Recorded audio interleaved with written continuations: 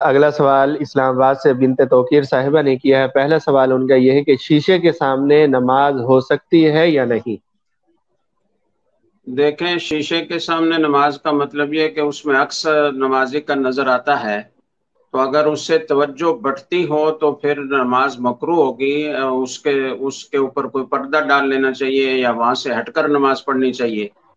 لیکن عام طور پر دیکھا گیا ہے کہ آج کل مسجد کی قبلہ کی دیوار میں بھی کھڑکیوں میں جو شیشے لگے ہوتے ہیں ان میں بھی آدمی کا عکس نظر آتا ہے عام طور پر۔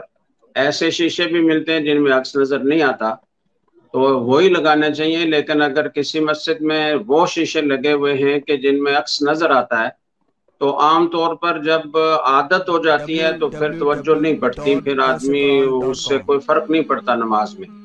تو اگر ایسی صورت ہو تو کوئی کراہت نہیں ہوگی۔ اگر کسی کی توجہ بڑھتی ہو تو اس کی نماز مکروہ ہوگی، اس کو پھر اس سے بچنے کا جو بھی طریقہ اختیار کیا جا سکتا ہو کرنا چاہیے۔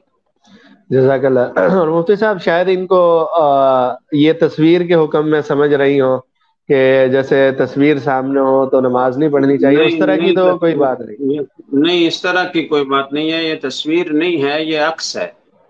تصویر کے سامنے کیا تصویر، اگر جس کمرے میں ہو تو اس کمرے میں نماز مکروہ ہے، چاہے دائیں بائیں ہو چاہے پیچھے ہو۔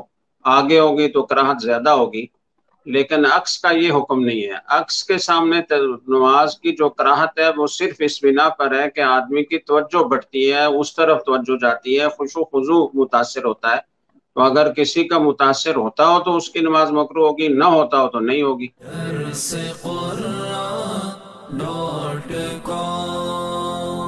www.dasquran.com